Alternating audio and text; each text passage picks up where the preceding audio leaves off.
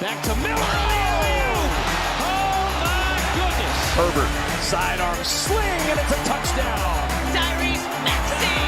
Oh, good spin move back for Rapowski for the news. Give him 9.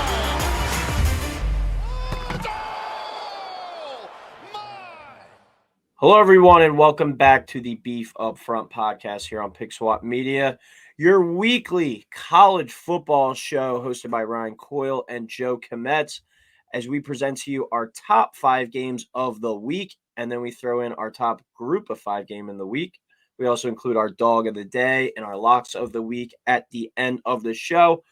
Week 7 already, Joe. College football, the season just keeps going by faster and faster. We're recording Tuesday night. We actually have games tonight that we can tune into after the show. So it's really starting to pick up full steam now. I mean, we got a huge conference game this week, Oregon and Washington. I feel like the Pac-12 is just going to dominate the show conversation again, just like it has for most of the season.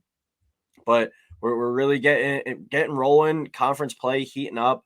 Some really big matchups this week. But as always, Joe, welcome back, and how are we? Beef, as always, doing good. Not like Notre Dame, who their season's over. But like you said, another big week. We have 4 ranked games again. I believe we're talking about at least 3 of them. I looked quick. But also, we might have, in terms of like importance, we might have a more important Pac-12 game. We're talking about later on in the show. I'll spoil it now. UCLA, Oregon State's an elimination game in the Pac-12 race. You know, another number 18 versus number 15, another top 25 game. The Pac-12 is going to just be delivering all season. I guarantee you we will have at least one Pac-12 game the remainder of the year, just because that's how many good games that are going to be in the conference. And this week as a whole, you know, this week is obviously anchored by Oregon, Washington. But you still have a ton of other ranked games that might not mean as much importance-wise, but are still pitting very good teams against each other. So it's going to be a very fun week. We're starting to dwindle down the number of undefeateds as well. I think there's only 3 undefeated group of 5 teams left. I think there was like 11 Power 5 teams undefeated left. So we're really starting to get down to, you know, we're starting to see the contenders and the pretenders. So it's a very exciting time in college football, and let's dive into it. Yeah, like we said, already heading into week 7. So, you know, some teams are starting to separate, and some of those other guys, their seasons are done with 1 and 2 losses already. Week 6, Joe, not the greatest week for the show. A pretty disappointing performance for us record-wise. I think this was our worst week of the season so far. I went 6-12 total.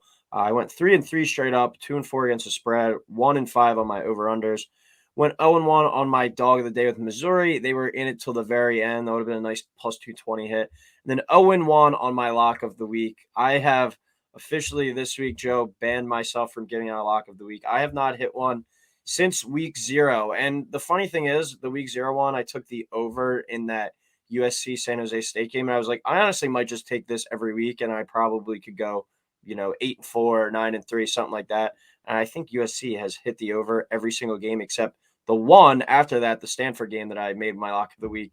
And it was on pace to go over by like 40 at half, and it didn't. So I'm restraining myself from the lock of the week this week.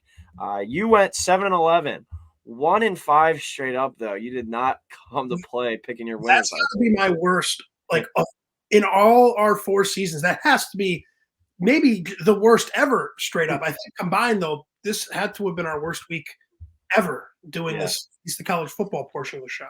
So that means we're due for a bounce back this week. You went 2-4 against the spread, 4-2 on your totals, did well there. 0-1 on your dog, and you got back on the horse last week, 1-0 on your lock of the week. What was that, UNC? They murdered. Yeah, UNC minus 9.5. So we're looking to get back on track this week. Like I said, I will be restraining from my lock of the week. You can give yours, though. You've hit what, your last 5 out of 6?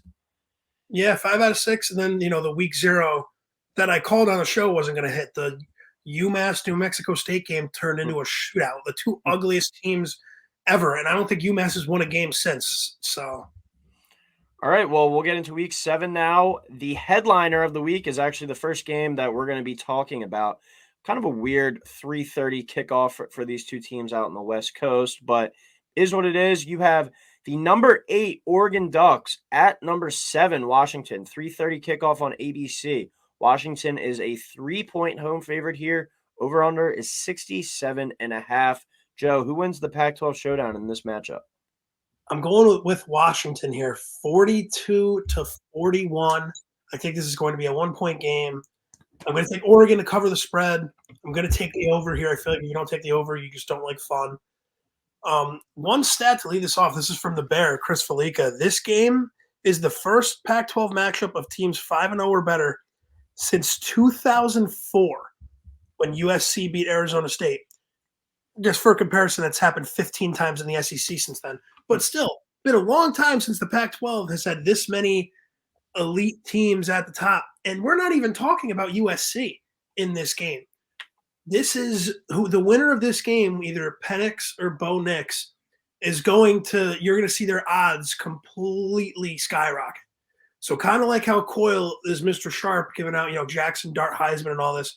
If you think Washington is going to win, or Oregon, either or, your better bet is to potentially bet either one of those QBs to win the Heisman instead of this game. I don't know what the odds are. I'm not going to lie. I haven't looked. But two incredible offenses. Oregon, obviously they have that big win against Colorado, but we're kind of seeing maybe Colorado not maybe, they were overhyped.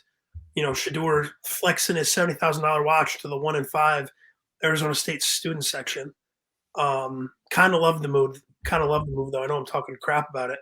But this is going to be – I hope this is one of those just like you can't take your eyes off this game because there will be another touchdown scored.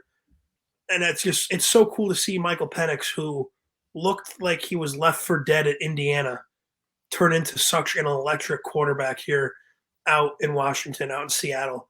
I think I saw a bad stat, though, that they've only won 2 of the last 7 or 8 home games against Oregon. So I'm really hoping they reverse that trend here. But I'm going with the Huskies, and I think Washington is going to be the team to represent the Pac-12 in the playoff this year. Yeah, Michael Penix is actually the leader on the Heisman board right now at plus 210. You can get Caleb Williams at plus 230, but then Bo Nix comes in at third at plus 600. So, like Joe was saying, if you think Oregon can pull this one off, maybe dabble on that Bo Nix Heisman as well, because they could potentially run the table and make some noise, and he might be your Heisman winner this year. I'm really hoping this game, though, lives up to the hype, Joe. I mean, that 49ers-Cowboys, I know this is college football, but that game was so hyped up and completely disappointed. Then we had Texas-Oklahoma. I think we were hyping that up, and that wound up being a really great game, a great ending. So this could be the best game in college football this year, but neither team has been tested so far this year, Joe. Both are off to dominant 5-0 starts. Oregon beat Texas Tech by 8 in that one game, Washington by 7, but there hasn't really been a down-to-the-wire game for either of these teams, so it's going to be a good test. I mean, Oregon has won each game by an average of 39.8 points per game this year, and Washington has won each game by an average of 27.6 points per game. Oregon's is a little inflated due to that Week 1 81-7 win over Portland State, but it just goes to show you how dominant each of these two teams have been. So it's going to be interesting to see how they fare if it does want a close game. Both teams have only played in one game decided by fewer than 10 points. So I think it could benefit from that, especially if they do have those playoff aspirations where the games most likely will come down to the wire. The most impressive thing, though, Joe, about this Oregon team, and I talked about this a few weeks ago heading into the Colorado matchup, is the balance that they have on the offensive side of the ball. They're averaging 557.8 yards per game on offense. That's second in college football, trailing only the Washington Huskies. But the Huskies are averaging 569.4 yards per game. So just 12 yards more. But still, these are the top 2 offenses in the entire country going head-to-head. But this Oregon team, I think the difference between them and Washington, they present more balance. Oregon throws it for 330 yards a game, and they can run it for 227. I think they can hurt you either way, and I think this Washington team is just a little bit too one-dimensional at the moment. They're only rushing for 123 yards per game, which isn't terrible, but if Oregon's able to kind of stop this passing game, I don't know if Washington has the rushing attack to be able to score in this Oregon defense that's really good in their own right. So I think Oregon has a chance to go out there and make some noise in this one, stifle Washington, and I think that they can beat you in both ways on offense, whichever way that they kind of want to play and dictate the pace of the game. So I think Oregon has the advantage in this one. So I'm going to take them on the road here. I think you have to smash the over as well of 67.5. So I'm going to go Oregon 40, Washington 35, Oregon plus the 3 over 67.5. The top 2 yardage teams in the country, the over in this game. So over 67.5 looks like a great play. Potential lock of the week type thing there, but with me, stay away from that if so. All right, second game of the week, our group of 5 game of the week. We're going 4-1 Marshall at 4-1 Georgia State, 2 teams we haven't touched on yet this year. 7:00 game on ESPN2. Georgia State is a 1-point favorite, over under 57. A little Sun Belt conference action here, Joe. What are your thoughts on this matchup? So I literally had just a second ago Georgia State 31, Marshall 18. I am flipping my pick. I'm going the Thundering Herd. Marshall 25, Georgia State 22. So Marshall plus a point. I still go the under. I like the under with the other score prediction as well. This is just more so. What made you flip that crazily? I do not know a lot about these teams. I really was just kind of looking at their schedules, and at first I was like, Georgia State at home. Just a gut feeling, though, if heads or butts. Just thinking, maybe actually I think Marshall's going to win. The one thing I do like Marshall has, and quite like I always like to say when I look at these G5 schedules, Marshall has played at NC State at home against Virginia Tech. I know not 2 world beaters in the Power 5 game, but they have played against 2 Power 5 opponents where Georgia State, you could say their best win of the season was at Coastal Carolina, who Coastal Carolina already has 3 losses on the season now. And also Georgia State played UConn. So, you can't really know a lot about them because UConn stinks.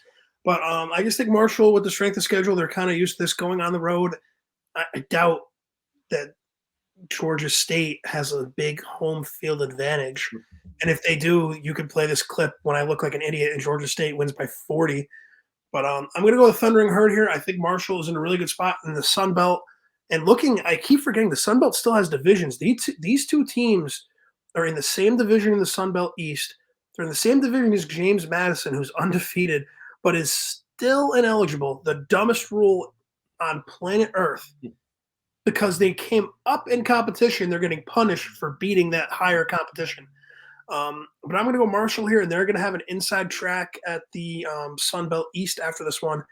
And potentially, I'm going to talk – bless you. I'm going to talk about a G5 game for my lock of the week. A little spoiler there. But, winner of this game has a good chance at getting a New Year's 6 bid. I'm going to go with the home team here in Georgia State, 35-31. So Georgia State -1 in the over 57. We kind of touched on it. 2 4-1 Sun Belt teams. Marshall 1-0 in the conference. Georgia State 1-1 in the conference. You're saying haven't had the chance to watch much of these teams. I did watch Georgia State a little bit earlier in the year. But both teams can move the ball and get up and down the field and score some points. They're both averaging over 400 yards per game on offense, and they both have 3 games where they've scored at least 30 points. So these are 2 teams that can score. If this is a game that you have, multiple TVs and this finds its way to your screen, put the money on the over in this one. I think we see these 2 teams kind of light it up. Smash the over, take the home team with Georgia State. Marshall, too, I think, Joe, to take into account, they just had a hard-fought 48-41 loss to NC State last week. That was probably one of those games where they really emptied the tank and tried to do everything they could to beat an ACC team. They came up a little bit short. And Georgia State, they're coming off a loss to Troy, but that was 2 weeks ago. This is a team coming off a bye, extended rest. I like Georgia State to get this one at home and the over to hit. So Georgia State -1 and the over 57. I think we see some offensive fireworks in this game. All right, number 3 on our games of the week. Number 10, USC, traveling to the dead Fighting Irish ranked at number 21 in the country now, coming off a bad loss to Louisville. 7:30 kick on NBC, Notre Dame -2.5, over under 62. USC coming off a triple overtime victory over Arizona. So they were a team that emptied the tank last week as well. Does Notre Dame have a chance to knock off the Trojans here? Yeah, but it's like, who cares? They're going to win 35-24.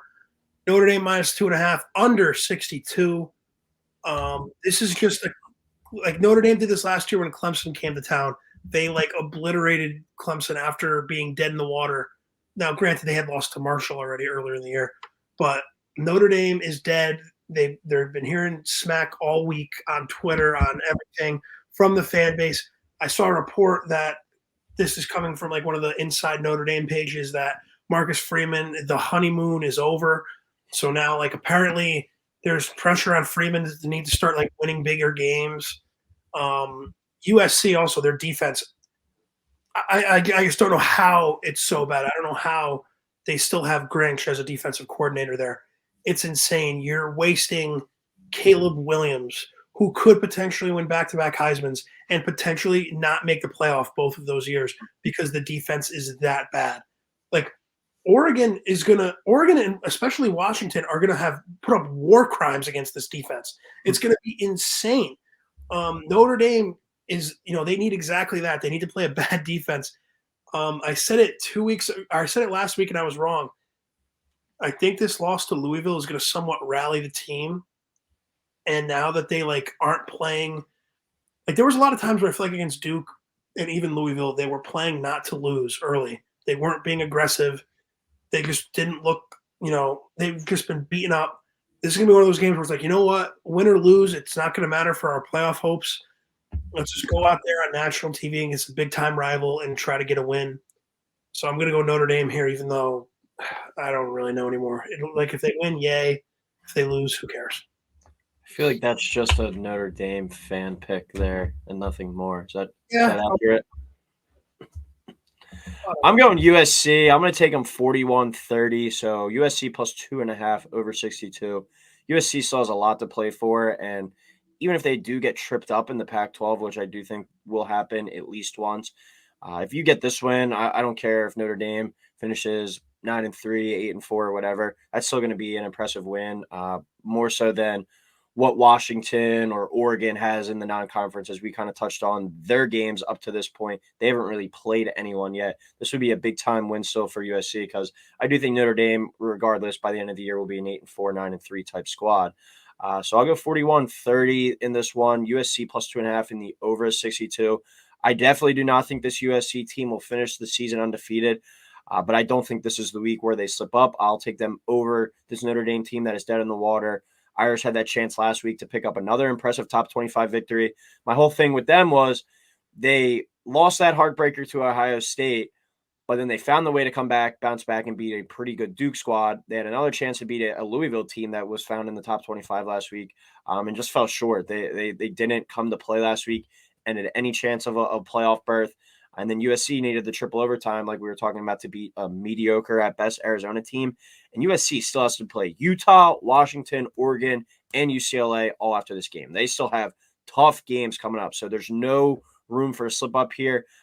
Due to this defense, a loss is going to happen at some point. Not a matter of if, but a matter of just when it will happen. This Notre Dame team, though, Joe, like you were kind of touching on, doesn't really have anything to play for anymore. Maybe a 10-win season. That's what I guess they're hoping for now. And Marcus Freeman, I mean, he has something to coach for, as you're saying. I don't think he would get fired after this year, but going into year 3, he would have major pressure on him. I don't think that this Notre Dame team, based off what we've seen the past few weeks, can score with this USC squad. So I do think USC finds a way to win it in the end. Give me Caleb Williams and the Trojans on the road by double digits in this game. So I really like them with that plus 2.5 and obviously on the money line too. All right, next game to the ACC, number 25, Miami, traveling to number 12, North Carolina, 7:30 kick on ABC. UNC is only a 3.5-point favorite here. A little head scratching to me with that one. Over under is 56. Joe, before we get into this game, you kind of want to just recap what happened to Miami last week? Yeah, so for those who don't know, Miami was winning against Georgia Tech by, I think it was 20-17.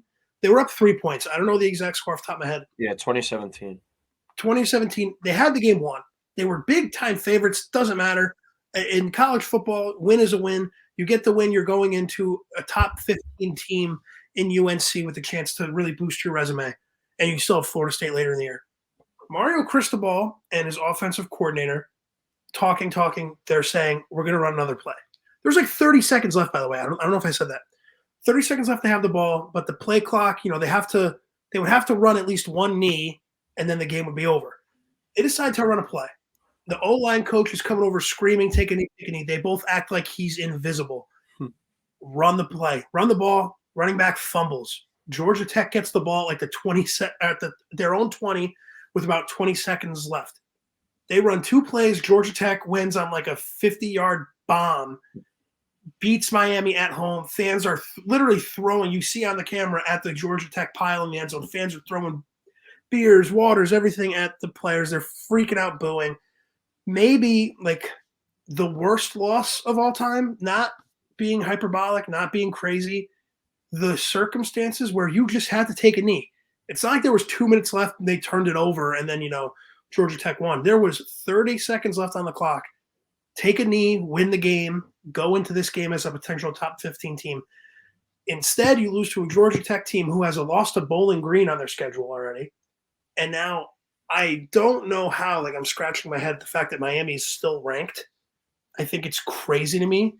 And Mario Cristobal, and I know it sounds crazy, that is a fireable offense.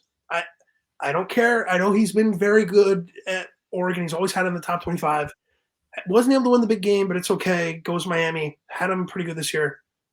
Tough loss. It'd be one thing if he just lost outright in a tough game. You literally gave them the win. So because of that, I am going UNC 44, Miami 28. UNC minus 3.5, over 56. I think this game could get ugly. There were videos from just the sideline after the game. Miami players crying. One O-lineman was literally looking at Cristobal, literally goes, "What the fuck are you doing?" Screaming. When your own players are screaming at the head coach, you have all these players arguing with each other. This is a type of loss that could break your locker room and break your season from a mental standpoint. And you know how hard it is to rally? You have to go play Drake May, who's probably, if not the second best, the best quarterback in your conference on the road. It's just really tough to try to have to rally and go play there. And I don't know if they're going to be able to do that. I just really don't. And I hope I'm wrong because I really did like this Miami team before this week. But it's just so hard to come back from something like that. Yeah, it kind of reminds me of the Notre Dame Ohio State game, why I was in favor of Duke, because I was like, that's just such an emotional loss and something that I didn't really think that they would be able to bounce back with. So for the same reason, even though that logic didn't work out for me in that Duke Notre Dame game, I'm going to take UNC to win this one pretty comfortably as well. I'll take them 33-21, UNC minus 3.5 and under 56. Like you were saying, it's a shame because this probably would have been a top 15 matchup, both these two teams. That's just inexcusable. And like you were saying, Joe, something that could just completely derail your entire season. But also Miami was building this year. They looked on the right track, on the right projection, where Texas A&M, say what you want about them, they still have a bunch of talented guys. That's an SEC team. They found a way to beat them. I talked about it in that game. That's kind of like a recruiting battle for some of those top 4-star guys are probably in between schools like Miami and A&M, that if they're not getting recruited by a Michigan or a Georgia, Ohio State in that regard. They got a big win there, and they had a chance to get another good conference win against a Georgia Tech team that is playing a little bit better, I think, than expected. And they had a good shot in this one to go into Miami. But I do think that they're kind of a broken team now as well. Was a look-ahead spot a little bit, but still they had the game won up their sleeve. So if Mario Cristobal is able to get them to turn it around and figure it out this week after losing like that, that's going to be just a miraculous win, especially going on the road against a North Carolina team that has won their last 3 games by an average of 22.6 points per game. They're really starting to hit their stride and playing super well. I think it's just going to be too hard for the Canes to bounce back in this one. So I'm going to take UNC to coast to a victory, cover that minus 3.5 in the under of 56 hitting. All right, our second to last game of the week, we go to the SEC now. 2 teams coming off losses last week. Mizzou at number 24, Kentucky, 7:30 on the SEC network. Kentucky is a 2.5-point favorite. Over under is 53.5, Joe. Mizzou or Kentucky in this one? Who do you got? I'm going Mizzou here, 24-19. I think it's going to be a little bit low scoring. I'm going to take the under Mizzou, having to go to Kentucky. That's just a tough place to play. And Kentucky fans still want to prove that they're a legit team. They're still top 25. Missouri is the first team out. So they're the 26th best team in the country. So 2 teams that even the media thinks are very evenly ranked. And I still really like Missouri. they just had to play one of the best quarterbacks in the country in LSU and Jalen Daniels last week. That's all I really think that was. The pick six late made it look like a lot worse of a loss than it really was. They were in it till the very end, whereas Kentucky, it's a little bit more of like a demoralization factor because Georgia was on them from the jump. I know you and I both, I believe, took Kentucky spread last week. And that game wasn't it was 14-0. I feel like we were going back and forth between that and game one of the Phillies game, and it was all of a sudden 14-0. We were like, well, that game's over. And then we put the Notre Dame Louisville game on, and then we were just laughing at the score bug the rest of the night. I think Mizzou still really has a shot, especially because of the fact that Mizzou still gets to play Georgia. I'm not saying anything's going to happen, but I'm just saying that they're the only team in the East, I think, at this point that still has a chance to somehow pull off the miracle upset.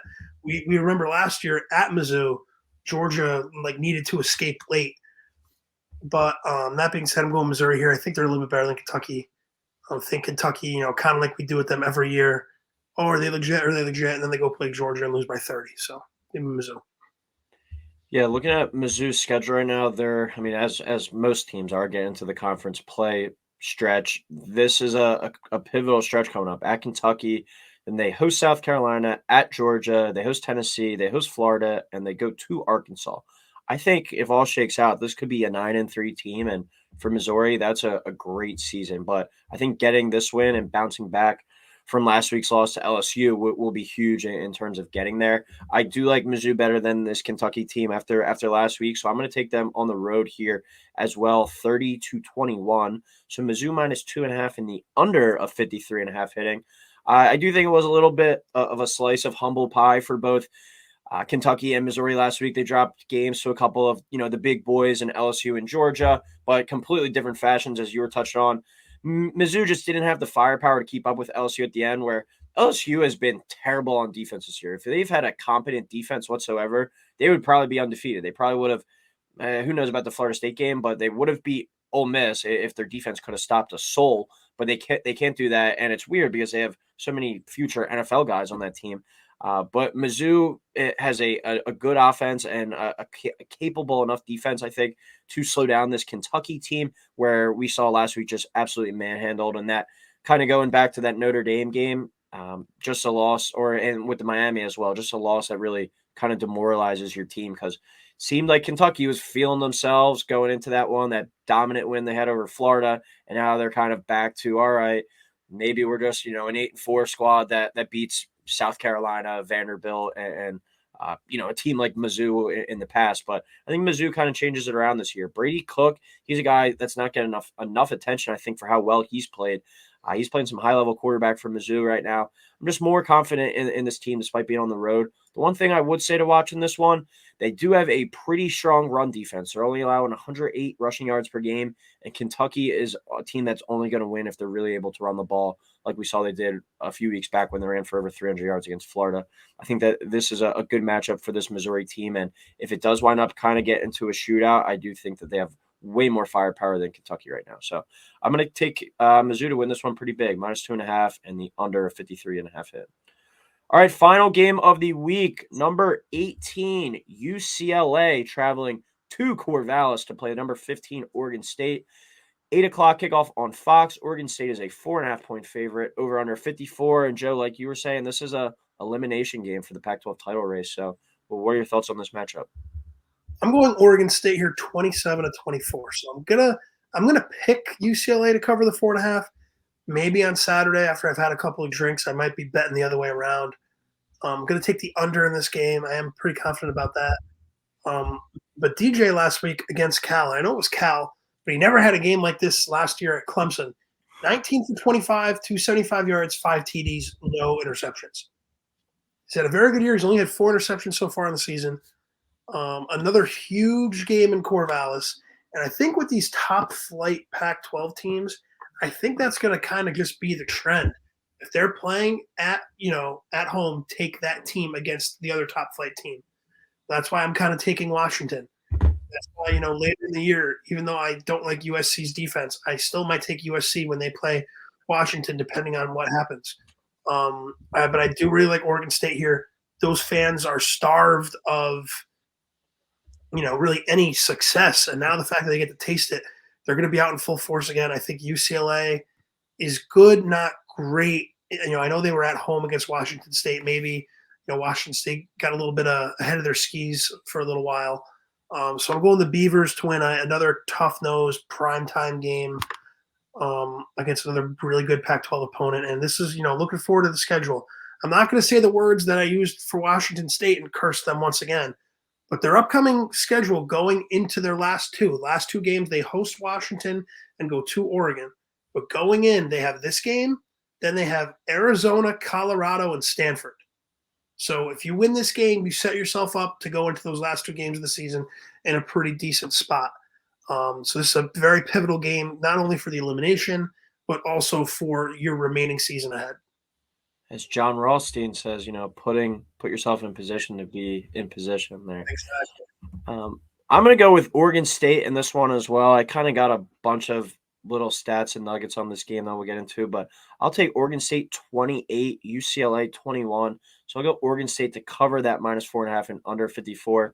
Very impressive win by UCLA last week. Wasn't a game that we were really able to watch because of being on the Pac-12 network, but they knocked off a Wazoo team that we were both very high on, and we both fell for that trap taking Wazoo plus a 3, even though that they were the ranked team, and UCLA was unranked, and UCLA found a way to win that one pretty comfortably.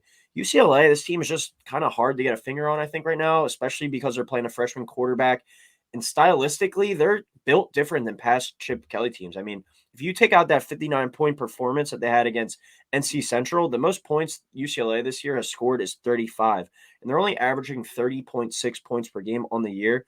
When you look at 2022, they scored 39.8 points per game. That was 8th best in the country. So this isn't a team that's really going out there and lighting up the scoreboard. They're averaging a whole touchdown less this season than they were last. This is a team, though, it's a lot better on defense, and I think we could be looking at an under here for sure against an Oregon State team that prefers to play smash mouth football in their own right if they were given the choice. The last 2 years, though, looking at this, where I get into some more of these nuggets, the last 2 years, UCLA is 2-3 against ranked opponents. They've won those games when they've won by an average of 9 points per game. When they've lost those games by an average of 8.3 points per game. So you can kind of take that with what you want. But my point here is, I think if you think UCLA is going to keep this game close, just take them to win it outright. I think that's kind of how it would be. If you think Oregon State's going to win, I think you should take them to cover. With UCLA losing those games to ranked teams by an average of 8.3 points per game, that would mean that they cover this 4.5. So I do think Oregon State's going to win this one. So I'm going to take them to cover. I just don't trust Dante Moore right now, right in this moment. But I do like what this UCLA team is kind of morphing into as they transition into the Big Ten. Because I don't think that I think they know that they're not going to be able to go, play like a team like Michigan and go score 55, 60 points and hope to win that way. They're kind of morphing in slowly to a Big Ten team. So going forward, I like the projection for this UCLA squad, but I just don't think that they're there quite yet. So I'll go Oregon State -4.5 and under 54.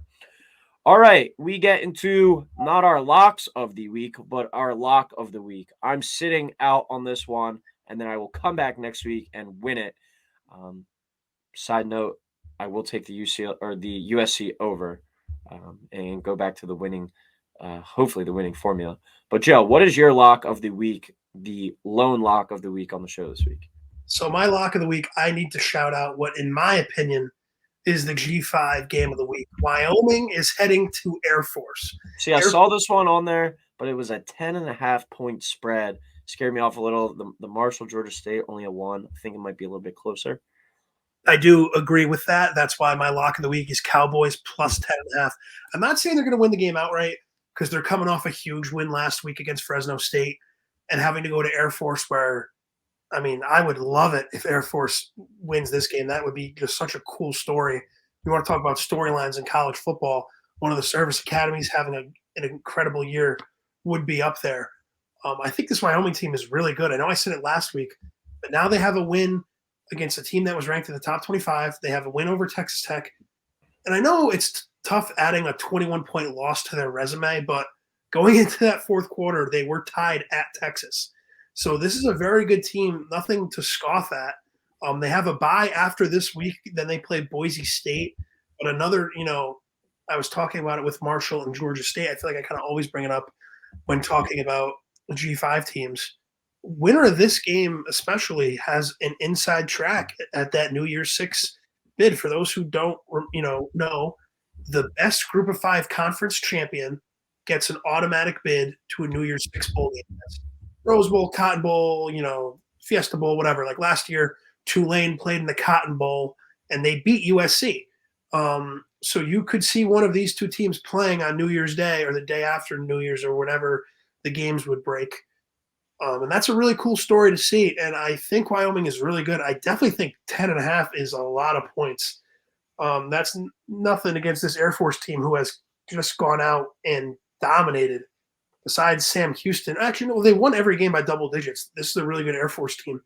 But I think Wyoming is definitely a step up in competition for them. So I'm going to take the Cowboys to cover the 10.5. Yeah, just to go back real quick, looking at the top defenses in the country right now, Air Force second in yards per game allowed at only 223.8. And then surprisingly, UCLA comes in at fifth at 254.2 yards per game allowed. I also think that Air Force yards might be that low because they are the leading rushing team in the country by almost 80 yards. They're averaging 329.8 yards per game on the ground. The next closest is Liberty at 255.2. So, running the ball that much, you're really keeping the opponents off the field. But that should be a fun game on Saturday night. All right, that's the lock of the week, courtesy of Joe. Now we'll go into the dog of the day where, these are more so kind of fun picks where it's like, all right, if you're looking for an upset, maybe sprinkle that money line. If not, take the spread. We've been pretty respectable on the spread. Haven't been that fortunate with the outright win. I think at least I have a decent chance with this one. I'm going to go OK State over Kansas. Oklahoma State is a 3.5-point dog at home in this one, plus 145 on the money line. They had an impressive win last week against a Kansas State squad. That'll probably be like a 8 or 9 win team at season's end. And I saw earlier today that Daniels is doubtful for this week with that lingering back injury that he's been dealing with since week 1, I believe it was against South Dakota State or Missouri State. I forget exactly who they played. But if he's not on the field, it's a completely different Kansas team. And Oklahoma State found a way to beat Kansas State last week. Might be able to kind of ride that momentum into this one at home.